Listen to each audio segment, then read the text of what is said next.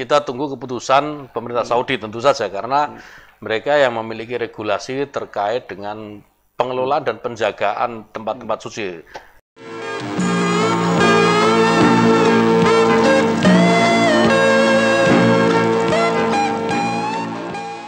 Assalamualaikum warahmatullahi wabarakatuh. Waalaikumsalam warahmatullahi wabarakatuh. Pemirsa Inmas TV dan masyarakat Sumatera Selatan, alhamdulillah hari ini kantor wilayah Kementerian Agama Provinsi Sumatera Selatan dapat kehormatan, dapat kunjungan dari Menteri Agama Republik Indonesia, Kiai Haji Yakut Khalil Qaumas, yang dalam waktu yang singkat ini kita manfaatkan bersama Inmas TV, Jembatan Informasi Kemenak Sumatera Selatan. Tema yang kita angkat dalam talkshow layanan publik kali ini adalah penguatan moderasi beragama. Langsung kita sapa. Assalamualaikum Gus. Waalaikumsalam warahmatullahi wabarakatuh. Apa kabar Gus? Alhamdulillah baik, sehat. Alhamdulillah, apa kabar teman-teman? Sudah sering ke Palembang Gus ya? Ya baru sekarang nih saya ke Palembang. Atau yang sudah makan pempek itu Gus? Sudah, kalau makan pempek udah hampir tiap hari saya di Jakarta. Gus Menteri, dalam Rakernas kemarin ada dua amanat yang disampaikan Gus Menteri. Yang pertama, menata tata kelola organisasi, dan yang kedua, penguatan moderasi beragama. Penguatan moderasi beragama. Sampai Pak Gus Menteri itu dijuluki sebagai Bapak Moderasi Beragama. Konsep apa yang ingin Pak Gus Menteri sampaikan? Iya, sebenarnya kan begini, moderasi beragama ini banyak orang yang salah memahami. Sebagian orang memahami bahwa moderasi beragama ini agama yang dimoderasi, direlatifkan gitu. Ya. Direlatifkan sehingga agama itu seolah-olah menerima semuanya gitu, tidak ada filter. Padahal yang kita maksud moderasi beragama itu bagaimana perilaku orang beragama ini yang dimoderasikan. Jadi tidak terlalu ekstrim ke kanan maupun ekstrim ke kiri gitu. Dia harus berada di tengah-tengah. Ya. Memang posisi di tengah itu tidak mudah. Posisi di tengah itu saya tahu pasti sulit.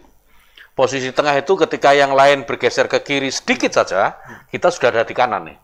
Sebaliknya kalau yang lain bergeser ke kanan sedikit, kita sudah ada di kiri. Betul. Oleh karena itu, kita termnya yang kita ambil adalah penguatan. Karena saya tahu dan saya meyakini betul bahwa kita ini, bangsa Indonesia ini, dalam beragama sebenarnya sudah cukup moderat. Ya. Buktinya apa? Tidak mungkin kalau Indonesia ini cara beragama yang tidak moderat, dengan banyak agama, dengan banyak perbedaan agama di Indonesia ini, sampai hari ini kita masih kuat, kokoh, dan disegani oleh bangsa-bangsa lain. Nah, oleh karena itu, ya kita tahu kemudian gelombang globalisasi ya, terutama terkait dengan teknologi informasi itu begitu deras, begitu kuat gitu kan, sehingga kita seringkali terlena. Kita banyak makan informasi dari luar yang tidak melalui proses sharing misalnya, sehingga ini mempengaruhi cara pandang kita dan cara kita bersikap dalam beragama. Sehingga kita mau kembalikan lagi, kita perkuat kembali moderasi ini, kembali ke sikap awal bangsa Indonesia gitu ya, kita kembalikan lagi, kita perkuat lagi, sehingga Indonesia yang majemuk ini bisa terjaga persatuan, kesatuan, dan keutuhannya. Jadi penguatan moderasi sebagai alternatif jalan tengah.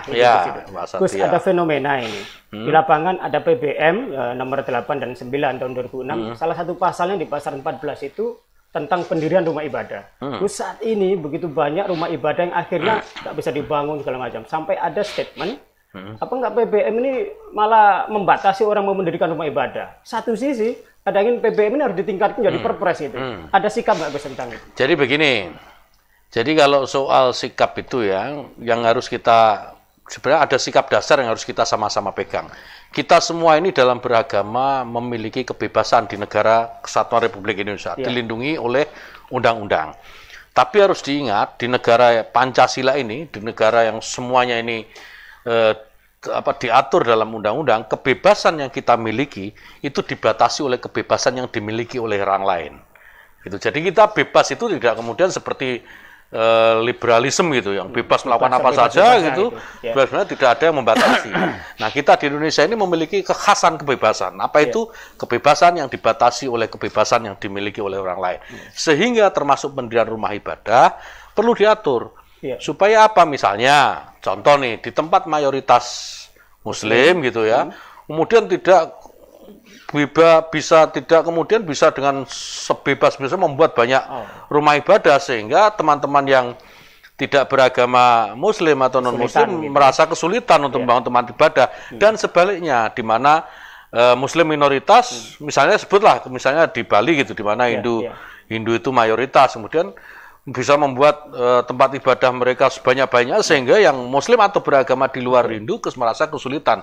Nah ini saya kira ini perlu diatur. Hanya memang pengaturannya ini saya kira yang perlu ditinjau ulang. Apakah ini perlu penguatan atau bagaimana? Kalau di drop sama sekali saya kira kok nanti dulu lah kita kaji dulu. Keputusan apakah ini di drop atau dikuatkan saya kira. Perpres umpamanya. Nah, misalnya menjadi perpres itu tergantung bagaimana situasi dan hasil kehidupan, keagamaan dan kajian-kajian yang kita masih melakukan kajian ini.